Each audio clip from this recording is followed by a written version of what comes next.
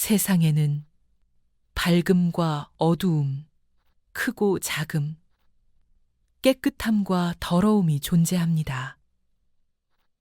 하지만 이러한 차이는 외적인 환경이 아니라 우리의 마음 상태에 의해 결정됩니다. 이 세상에서 제일 밝은 것은 불생불멸과 인과보응의 진리를 깨친 마음이요. 제일 어두운 것은 그 진리를 깨치지 못한 중생심이니라.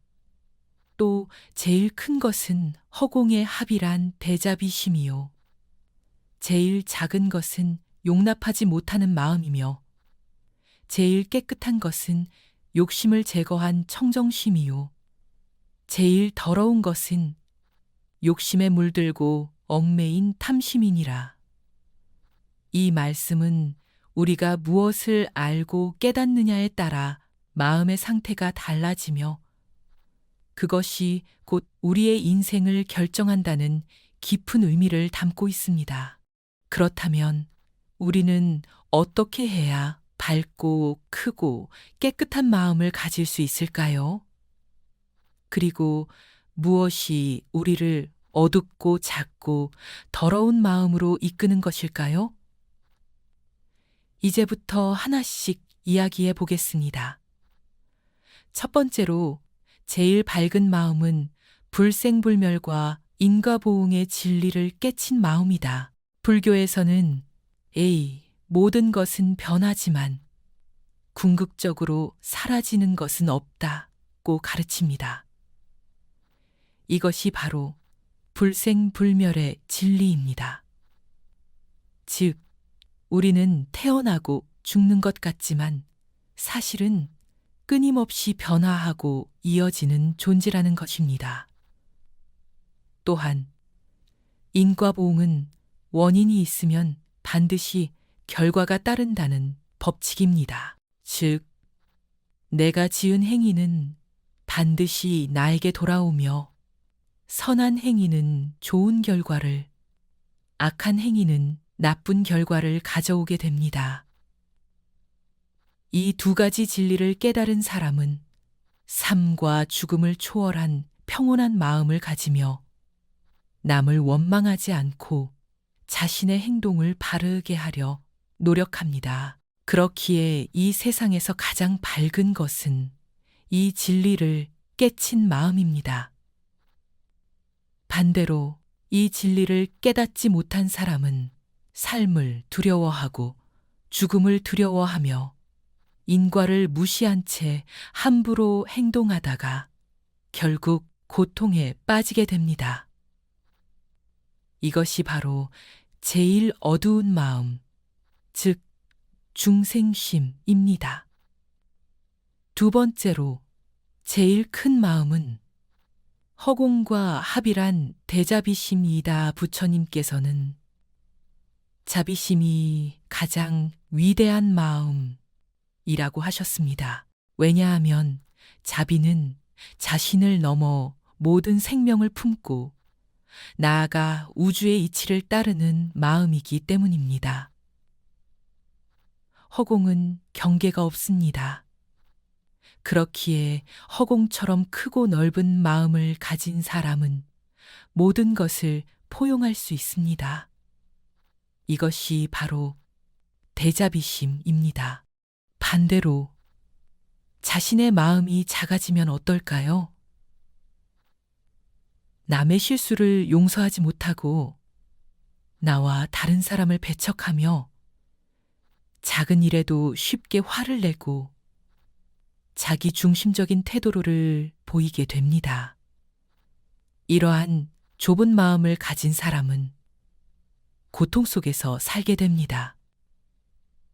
용서할 줄 모르고 남을 받아들이지 못하며 작은 일에도 쉽게 상처받습니다.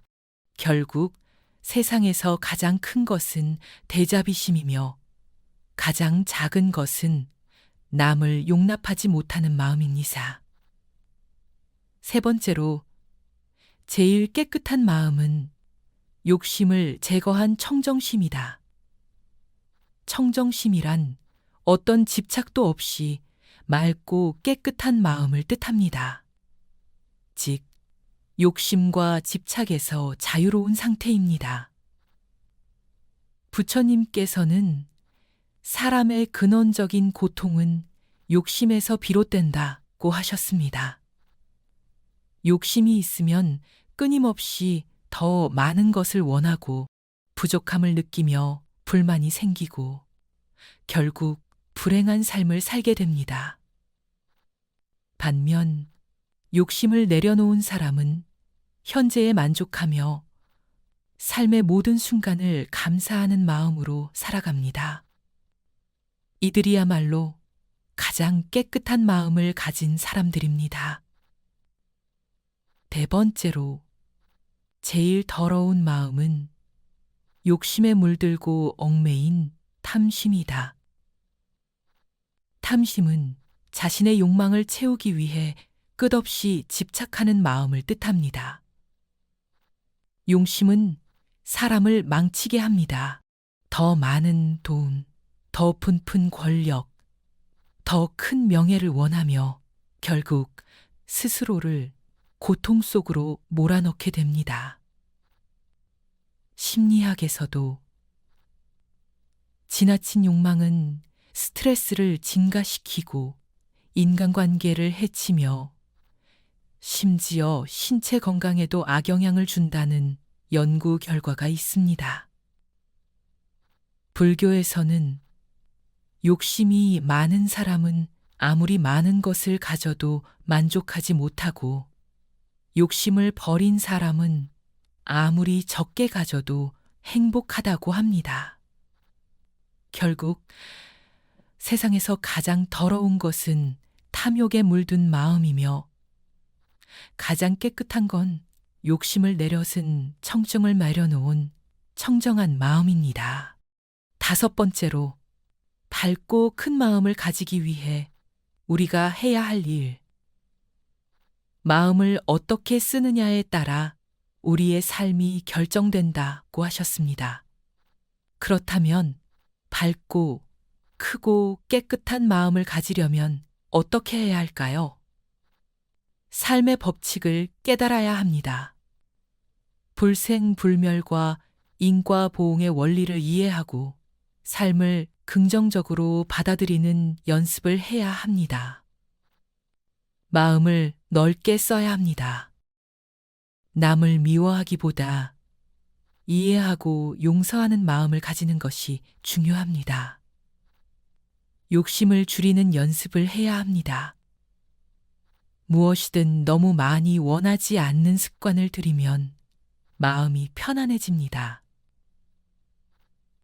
이렇게 하면 우리는 더 밝고 더 크고 더 깨끗한 마음으로 살아갈 수 있습니다. 결국 마음이 우리의 모든 것을 결정한다. 이 세상에서 제일 밝은 것은 진리를 깨친 마음이고 제일 어두운 것은 그 진리를 모르는 마음이다. 가장 큰 것은 자비심이고 가장 작은 것은 용납하지 못하는 마음이다.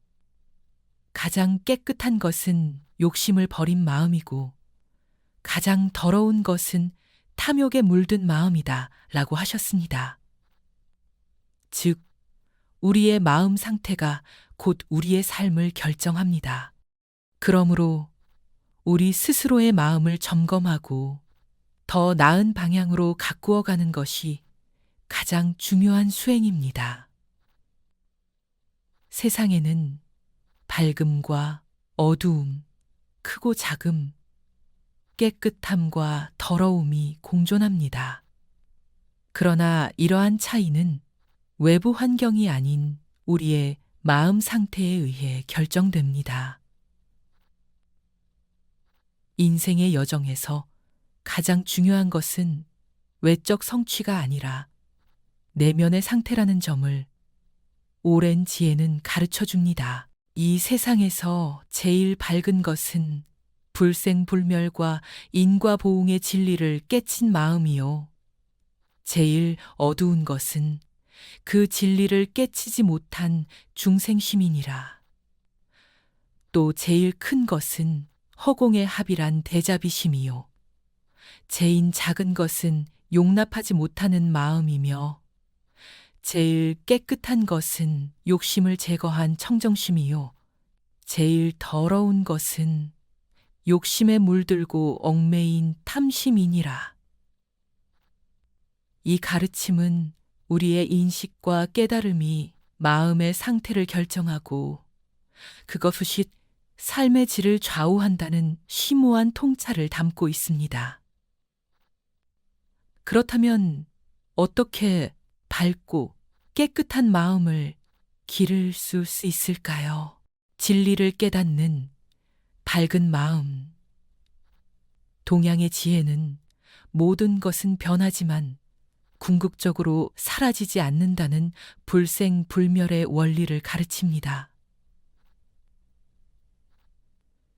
또한 인과보응은 모든 행위에는 결과가 따른다는 보편적 법칙입니다.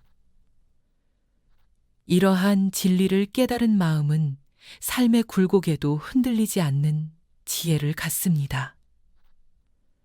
서울의 한 병원에서 말기 암 환자들을 돌보는 간호사는 10년간의 경험을 이렇게 전합니다. 처음에는 환자들의 죽음 앞에서 무력감을 느꼈어요. 그런데 시간이 지나면서 죽음을 두려워하지 않는 분들이 있다는 걸 알게 됐습니다. 그들은 삶과 죽음을 자연의 순환으로 받아들이고 자신의 행동에 책임을 지며 살아왔더군요. 그분들 곁에 있으면 이상하게도 평온함이 느껴졌습니다. 반면 죽음을 부정하고 인과를 무시하는 사람들은 끊임없는 불안과 후회 속에서 살아갑니다. 이것이 바로 중생심의 어두움입니다. 당신은 어떤 마음으로 살고 있나요? 삶의 불확실성 앞에서 불안해하나요? 아니면 모든 것이 변화의 과정임을 받아들이나요? 대자비심, 가장 큰 마음의 힘. 가장 큰 마음은 허공과 합이란 대자비심입니다. 허공은 경계가 없고 모든 것을 포용합니다.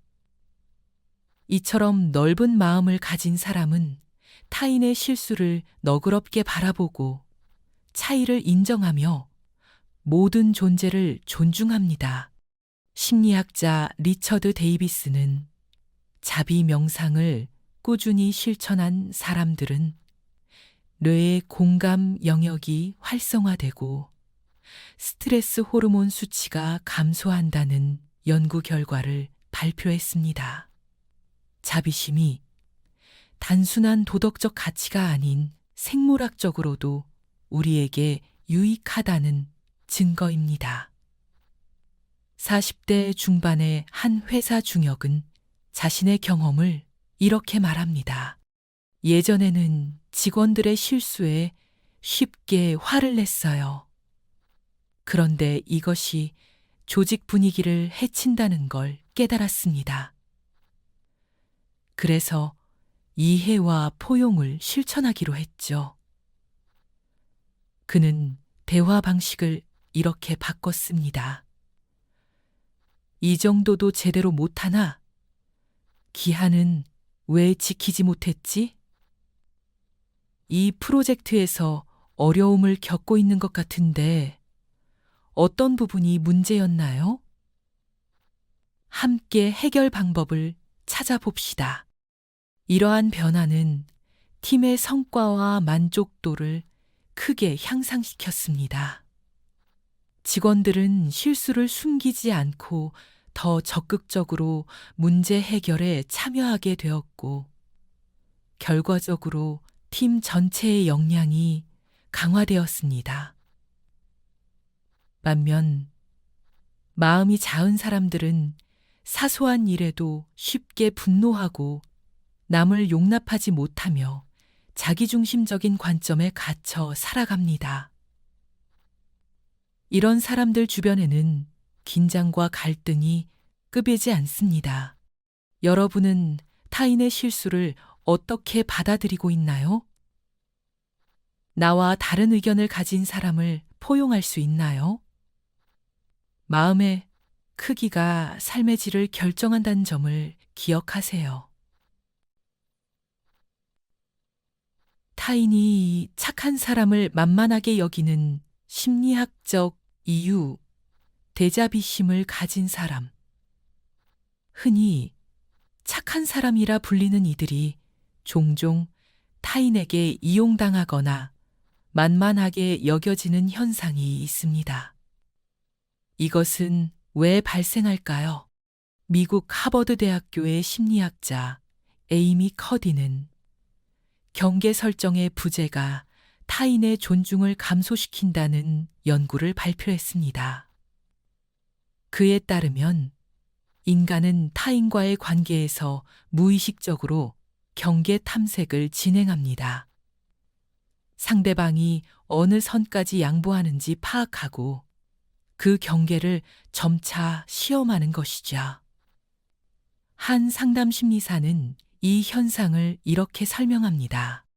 착한 사람 증후군은 자기 가치를 타인의 인정에서 찾는 심리에서 비롯됩니다. 이런 사람들은 아니오라라고 말하면 관계가 깨질까 두려워합니다. 그러나 역설적으로 건강한 경계선 없이는 진정한 존중과 사랑도 생기지 않습니다. 30대 초반의 한 교사는 착한 사람 증후군을 극복한 경험을 공유합니다. 학생들이 과제 제출 기한을 지키지 않아도 계속 봐주었더니 점점 더 많은 학생이 기한을 무시하기 시작했어요. 상담사의 조언으로 친절하지만 단호한 태도를 배웠습니다. 교사는 이렇게 대화 방식을 변화시켰습니다. 괜찮아요. 내일 제출해도 됩니다. 제출 기한은 중요해요. 이번에는 내일까지 받겠지만 감점이 있을 거예요. 앞으로는 모두가 같은 규칙을 지켜야 공정한 학습 환경이 유지됩니다. 놀랍게도 이 변화 후 대부분의 학생이 기한을 잘 지키기 시작했고 교사에 대한 존중도 높아졌습니다. 여러분도 타인의 부당한 요구에 항상 예라고 말하고 있지는 않나요? 건강한 경계 설정은 자신을 보호할 뿐만 아니라 오히려 더 깊은 관계를 형성하는 토대가 됩니다. 건강한 경계선 설정을 위한 실질적 대화 전략? 건강한 마음을 유지하면서도 관계를 해치지 않으려면 어떻게 해야 할까요? 다음은 실제 상황별 대화 전략입니다. 업무 과부하 상황에서 네? 어떻게든 해볼게요. 현재 맡은 프로젝트를 완료하는 데 집중하고 있어서 새 업무는 다음 주부터 가능합니다. 정말 급하다면 우선순위를 함께 조정해 볼까요? 개인 시간 침해 상황에서 괜찮아요. 주말에도 도와드릴게요. 주말은 가족과 보내는 소중한 시간이라 어렵습니다. 월요일 오전에 가장 먼저 도와드리겠습니다. 부당한 비난을 받았을 때 죄송합니다. 제가 잘못했네요. 책임 회피. 그 부분은 제 책임이 아니라고 생각합니다. 상황을 함께 검토해 보면 더 명확해질 것 같은데요. 이러한 대화법의 핵심은 존중과 단호함의 균형입니다. 상대방을 무시하거나 공격하지 않으면서도 자신의 한계와 필요를 분명히 표현하는 것이죠. 청정심, 욕심을 내려놓는 깨끗한 마음. 가장 깨끗한 마음은 욕심을 제거한 청정심입니다. 욕심과 집착에서 벗어난 마음은 평온함과 만족감으로 가득 차게 됩니다. 서양 심리학에서도 소유보다 경험이 더 큰 행복을 가져온다는 연구가 많습니다. 물질적 풍요가 일정 수준 이상 행복을 증가시키지 않는다는 이스털린의 역설도 욕심과 행복의 관계를 잘 보여줍니다. 50대 후반의 한 경영자는 자신의 변화를 이렇게 설명합니다. 20년 동안 더 많은 부와 성공을 좇았지만 도착점이 없었어요. 건강이 악화되고 가족과도 멀어졌죠. 갑작스러운 건강 문제로 병원에 입원했을 때 내 삶을 돌아보게 되었습니다. 그는 생활 방식을 이렇게 바꿨습니다. 주 70시간 일하며 끊임없이 더 큰 계약과 성과를 추구. 일주일에 하루는 디지털 디톡스의 날로 정하고 가족과 시간을 보내며 명상과 봉사활동에 참여. 지금은 오히려 일의 효율성이 높아졌어요. 무엇보다 마음이 평온해지니 사소한 일에 흔들리지 않게 되었습니다. 기적처럼 건강도 회복되었고요. 반면 탐심에 사로잡힌 사람은 더 많은 돈, 권력, 명예를 추구하며 끊임없는 결핍감에 시달립니다. 욕심이 많을수록 만족할 수 없고 욕심을 내려놓은 사람은 적게 가져도 행복합니다. 지금 이 순간 당신은 무엇에 집착하고 있나요? 그 집착이 정말 당신에게 행복을 가져다 주나요?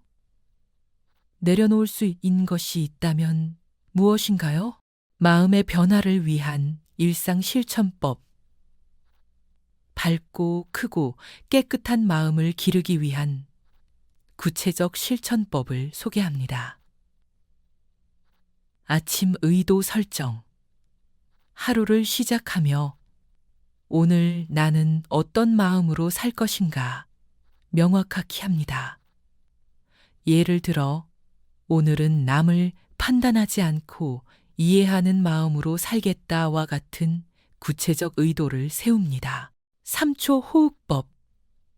부정적 감정이 일어날 때 잠시 멈추고 3번 깊게 호흡합니다. 이 짧은 시간이 충동적 반응을 줄이고 현명한 선택을 할 수 있게 합니다. 감사 일기. 매일 밤 3가지 감사할 일을 기록합니다. 작은 것에도 감사하는 습관이 마음의 풍요로움을 가져옵니다. 나 전달법 사용. 갈등 상황에서 너는 항상이 아닌 나는 할 때라고 느껴 라는 표현을 사용합니다. 당신은 항상 약속을 어겨요. 약속 시간이 지켜지지 않을 때 나는 존중받지 못한다고 느껴요. 의식적 소비.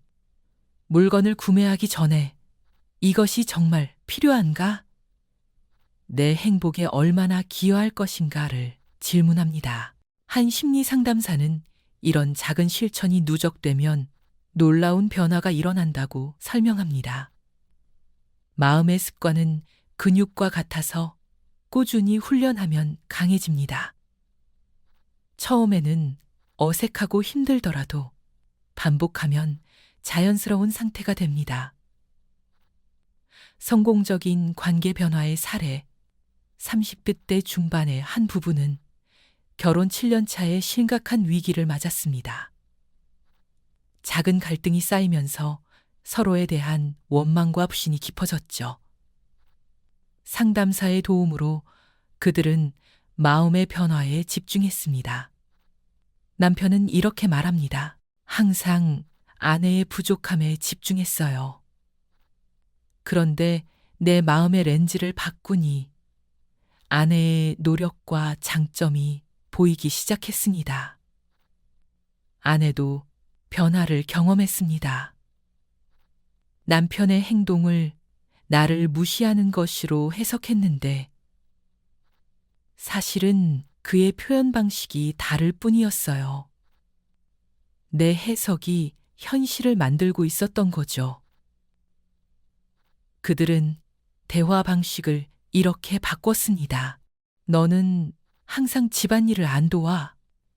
당신은 내 노력을 몰라주고 불평만 해. 집안일을 함께 하면 정말 고마울 것 같아. 어떻게 분담하면 좋을까? 당신의 도움이 필요해요. 내가 어떻게 표현하면 부담이 덜할까요? 단 3개월 만에 그들의 관계는 극적으로 개선되었습니다.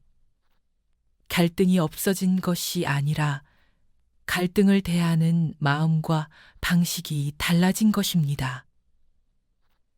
당신의 인간관계에서 가장 큰 고통은 무엇인가요? 그 관계에서 상대방이 아닌 자신의 마음을 바꾸는 것부터 시작해보면 어떨까요? 마음의 힘, 삶의 방향, 마음의 상태가 우리 삶의 방향을 결정합니다. 진리를 깨달은 밝은 마음, 모든 것을 포용하는 큰 마음, 욕심을 내려놓은 깨끗한 마음은 단순한 이상이 아니라 구체적인 실천을 통해 얻을 수 있는 상태입니다. 매 순간 우리는 선택의 기로에 서 있습니다. 어두움을 선택할 것인가, 아니면 밝음을 선택할 것인가? 좁은 마음으로 살 것인가, 아니면 넓은 마음으로 살 것인가? 욕심에 사로잡힐 것인가, 아니면 내려놓힘의 자유를 누릴 것인가? 이러한 선택은 우리의 삶과 세상을 변화시키는 강력한 힘을 가집니다. 오늘 당신은 어떤 마음으로 이 순간을 맞이하시겠습니까?